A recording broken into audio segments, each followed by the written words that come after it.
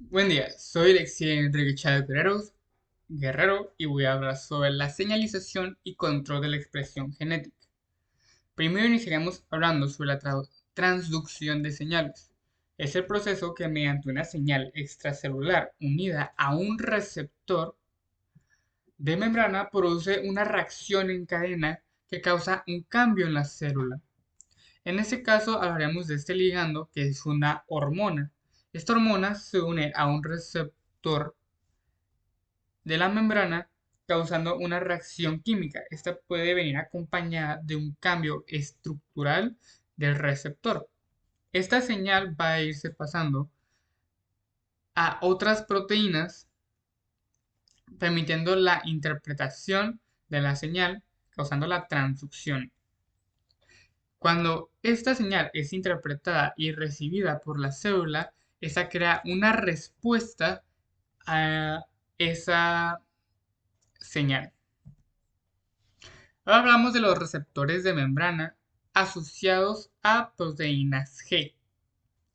Cuando llega una hormona, llega a estos receptores llamados GPCR. La G proviene de que están relacionados con las proteínas G.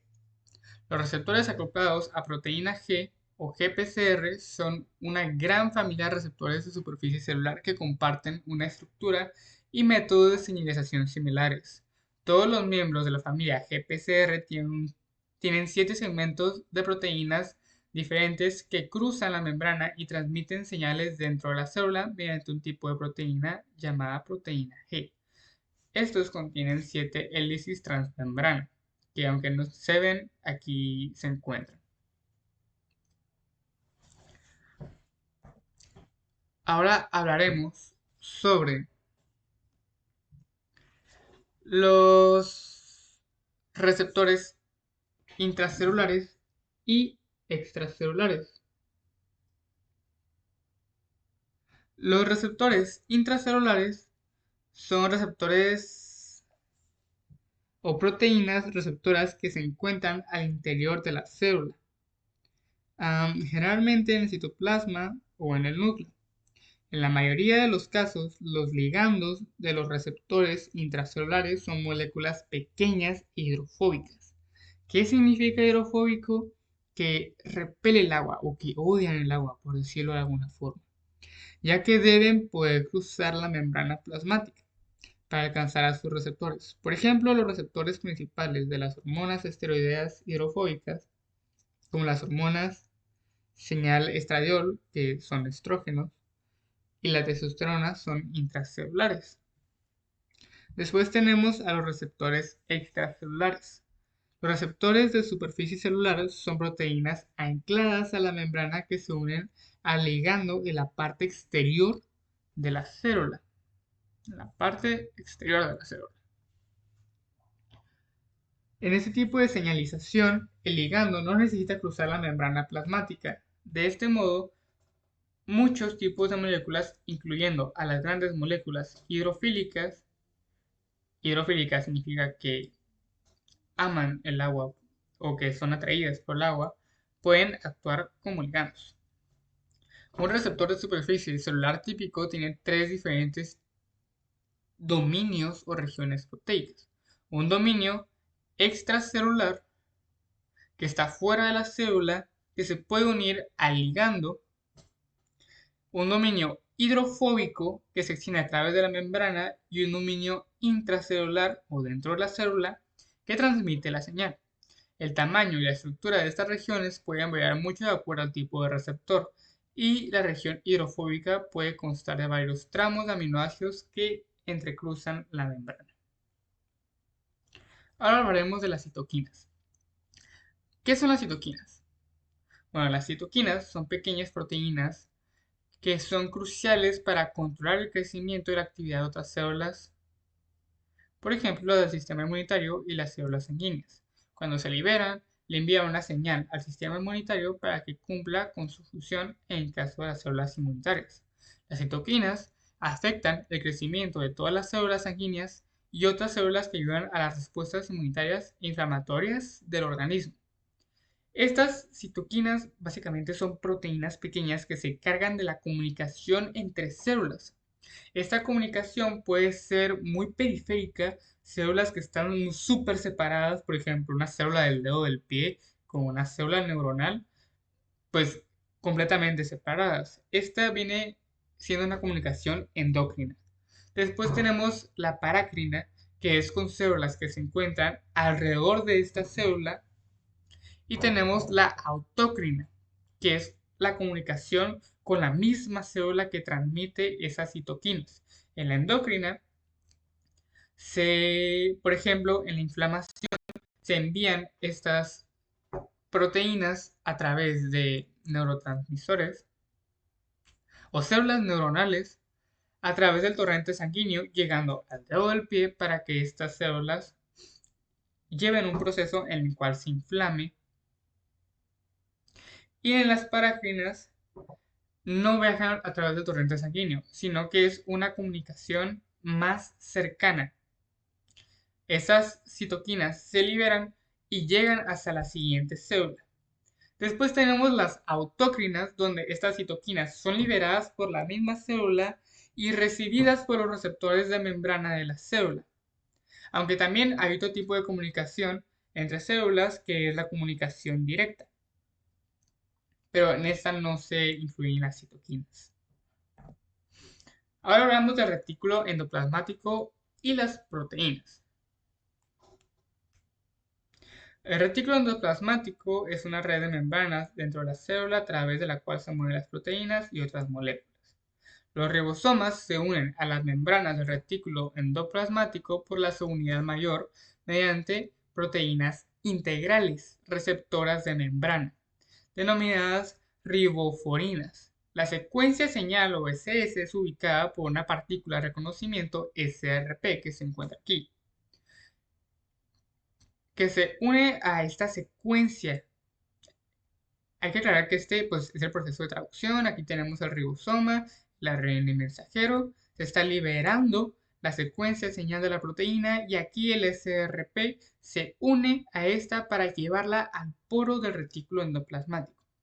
El péptido o la proteína ingresa en un canal transmembrana entrando al lumen, que es la luz, del retículo endoplasmático rugoso, a medida que la traducción se completa.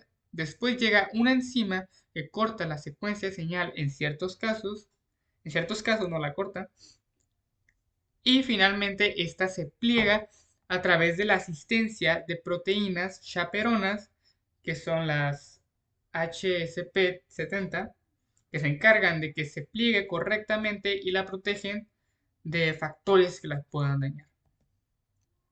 Después hablamos del tráfico vesicular. En el tráfico vesicular las proteínas son transportadas mediante vesículas formadas por una membrana, bicapa de fosfolípidos, receptores, proteínas adaptadoras y clatrinas, que crean un tipo de canasta para transportar el contenido. Esa canasta está rodeada por proteínas que determinan hacia dónde se llevará el contenido. Aquí tenemos la COP1 y la COP2. En uno de los casos, la vesícula se regresa y en el otro pues se dirige hacia la membrana plasmática.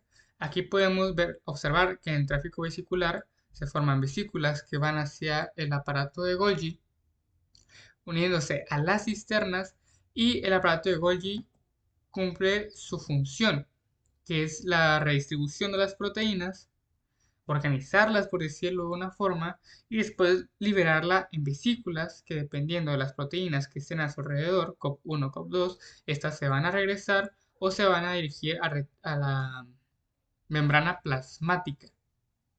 Por ejemplo, aquí la vesícula secretora, que libera, por ejemplo, algunos desechos de un metabolismo que haya producido la célula. Ahora hablamos de cómo se procesa una proteína.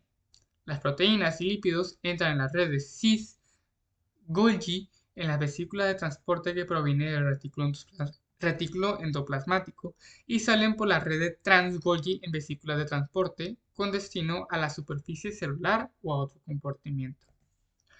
Aquí podemos observar la región trans y la región cis del aparato de Golgi, su lumen y las cisternas. Aquí se encuentra la vesícula de transporte entrando al aparato de Golgi. Estas vienen del retículo endoplasmático rugoso, formándose unas vesículas que se unen a este aparato de Golgi, uniéndose a las cisternas, y aquí cumple su función el sistema de Golgi. Vamos a hablar de ello. El aparato de Golgi se divide en varios dominios. El lado cis es donde el compartimiento Ergic y las vesículas se funcionan para formar las primeras cisternas. En el lado trans es donde las cisternas se deshacen en vesículas y estructuras tubulares que contienen moléculas ya procesadas, que son estas. Estas se pueden dirigir a la membrana citoplasmática de la célula, o pueden regresarse al retículo endoplasmático o unirse ahí en el aparato de Golgi, dependiendo de la función que se quiera cumplir con esas proteínas. Ahora vamos a la vesícula secretoria. La vesícula en su estructura es una pequeña burbuja de líquido dentro de una célula, un pequeño saco intracelular encerrado en una membrana. Sabemos que esta membrana es una bicapa de fosfolípidos que pues forman la vesícula. Su función de la vesícula es que es una herramienta fundamental de la célula para organización del metabolismo, almacena y transporta sustancias dentro y fuera de la célula y se forman de manera natural como resultado de las propiedades de los lípidos de las membranas. En el caso de la vesícula secretora, estas vesículas se van hacia la membrana de la célula para unirse a esta y liberar hacia afuera de la célula pues cualquier cosa, como por ejemplo algún desecho metabólico. Ahora tenemos a las ubigitinas. Cuando se está formando la proteína, o bien cuando está formada, cuando está formada y se va a plegar, puede que esta proteína tenga que pegarse en forma de algún triángulo para que cumpla su función, pero se forma en un círculo, o sea, se pliega mal. Y ahora que está formada en forma de círculo, ya no funciona correctamente. Entonces llegan esas proteínas llamadas ubigitinas, que se unen a esta cadena peptídica de aminoácidos para ubicar a estas proteínas mal plegadas. Claro que pues aquí no está plegada, ¿no? Pero es para indicar el funcionamiento de las ubigitinas que se unen a la proteína. Cuando se une una ubiquitina, llega una proteína más grande que tiene forma de un reloj de arena. Entonces, este tiene una tapa por arriba en el cual se mete la proteína mal plegada y finalmente de alguna forma que desconocemos, se arregla su plegamiento y puede cumplir su función. Pero en el caso de que no lo haga, se le seguirán uniendo más ubiquitinas y más ubiquitinas. Aproximadamente a las 6 ubiquitinas llega otra proteína llamada proteosoma. Esta proteína destruye a la proteína mal plegada, ya que no puede cumplir con su función, y de esta manera se recopilan los aminoácidos liberados para reutilizarlos en el proceso de traducción. Bueno, aquí hablamos del funcionamiento de la ubiquitina. Cuando varias moléculas de ubiquitina en una conformación determinada se unen a la proteína que tiene que ser eliminada o bien reestructurada, el proteosoma, en el caso de ser eliminada, que es un gran complejo multiproteico responsable de la degradación, hay que aclarar esto. El proteosoma es realmente grande, tiene miles de proteínas formadas en alfa hélices que se encargan de la degradación de la proteína. Estas la identifican como desechable e inician una cadena de reacciones que terminan con la destrucción de la misma. Aquí vemos a la proteína a la que se le unen las ubiquitinas. Aquí tenemos a las ubiquitinas y estas se dirigen al proteosoma para finalmente ser liberadas o destruidas por un proceso de proteólisis en aminoácidos. Y aquí está el proteosoma, como decía, es enorme. A comparación de una simple proteína que sería, no sé, unas 2 o 3 de estas alfa hélices, esta tiene miles y miles que se dividen en dos tipos de subunidades.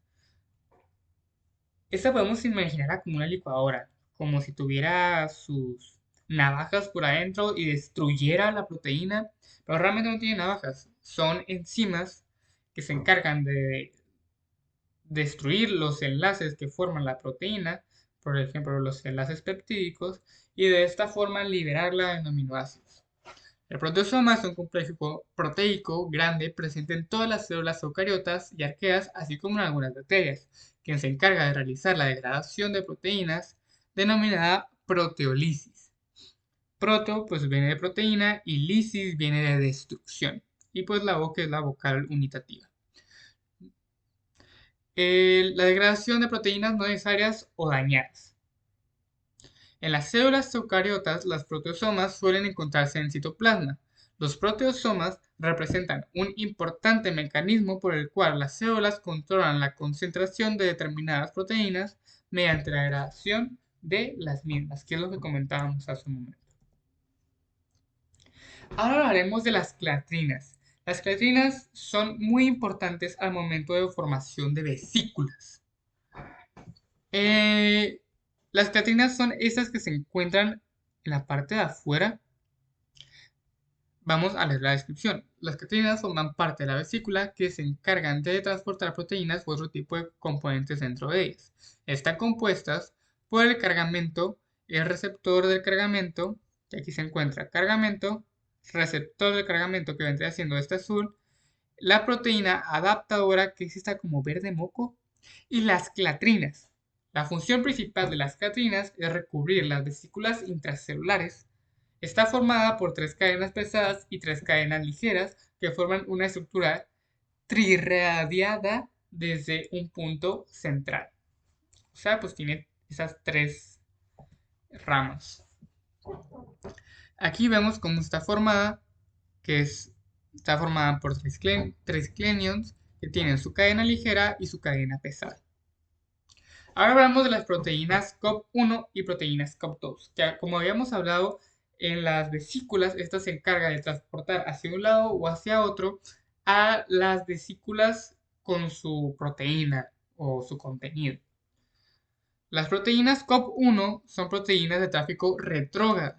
¿A qué nos referimos con retrógrada? Que va en retroceso. Estas regresan a las proteínas de la vesícula al retículo endoplasmático o el núcleo, por ejemplo.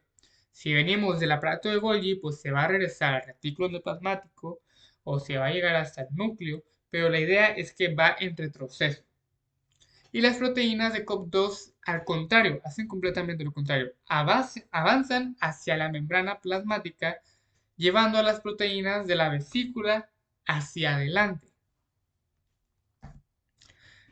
Y ahora hablaremos de las proteínas de Snare. Estas proteínas de Snare, se encargan de la formación de las vesículas. Por ejemplo, en el aparato de Golgi, esas vesículas que se van formando necesitan estas proteínas para que puedan cerrarse o funcionarse las membranas o bicapa de fosfolípidos para formar a la vesícula. Son un grupo de proteínas cuyo papel principal es facilitar la fusión de las vesículas encargadas del transporte de moléculas necesarias para el funcionamiento de la célula, con los comportamientos celulares apropiados. Y bien, en esta vesícula pues llega a cumplir sus funciones y en esas funciones encontramos a la exocitosis y a la endocitosis. En la endocitosis es cuando esta membrana se forma en la membrana celular y la exocitosis es cuando se une a esta membrana celular para liberar algo que viene de forma intracelular. En la exocitosis, una vesícula membranosa se desplaza hasta la membrana, se fusiona con la membrana y el contenido se vacía fuera de la célula. Ejemplo, la liberación de desechos metabólicos. Y luego tenemos la endocitosis, mediante la formación de vesículas subacuolas que habíamos comentado, a partir de la membrana plasmática, la célula incorpora macromoléculas, otras partículas o incluso organismos como bacterias, que es la fagotización, para poder destruir a estas bacterias. Aquí tenemos a la fagocitosis, donde atrapa a la bacteria, la fagocita y la atrapa en una vesícula.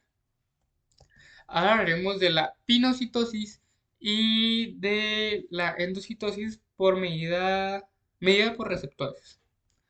En la pinocitosis, la membrana celular se invagina, formando una vesícula alrededor del líquido del medio externo que se incorpora a la célula. Aquí podemos ver cómo este líquido y todas esas moléculas que van entrando entran en esta invaginación y se forma la vesícula. Y luego tenemos la medida por receptores, que aquí lo estamos viendo. Las sustancias que serán transportadas al interior deben primero acoplarse a las moléculas receptoras específicas. Por ejemplo, aquí tenemos unos círculos, pero si llega a haber un triángulo, no se puede unir a estos receptores que tienen esta forma cóncava para los círculos. Creo que las moléculas no son círculos y triángulos, pero es una forma de representarlos. Hay receptores específicos para moléculas específicas o ligandos, concentrados en zonas particulares de la membrana. Se concentran en zonas particulares de la membrana. Cuando los receptores están unidos con sus moléculas específicas, se invaginan y se cierran formando la vesícula. Como podemos ver el proceso aquí, llega el ligando, se une al receptor, después se forma esta forma cóncava, que es el proceso de invaginación, donde se forma la vesícula. Aquí pues cabe aclarar que pasa la proteína SNER, que se encarga de poder cerrar este espacio entre membranas. Bueno, continuamos. Ahora tenemos la enzima fosfatasa. Pero, ¿qué hace esta enzima fosfatasa? Esta enzima es importante al momento de la señalización o la transducción de señales. El caso de la desfosforilación es el proceso esencial de remover grupos fosfato de un compuesto orgánico mediante hidrólisis. Esta reacción está opuesta a la fosforilación realizada por la enzima quinasa. Aquí podemos ver cómo a través de la hidrólisis se separa el fosfato de, de la molécula, liberando, no, uniéndose con agua, con una molécula de agua. Y luego tenemos a las quinasas, que es la fosforilación. En el proceso de fosforilación se conoce, bueno, aquí el sustrato gana un grupo fosfato y la molécula de ATP de alta energía dona un grupo fosfato. Aquí vemos el proceso donde se une este grupo fosfato a la proteína. Esa transesterificación produce un sustrato fosforilado y ADP.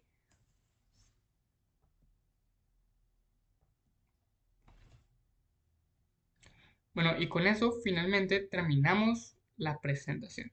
Muchas gracias y buenos días, tardes o noches.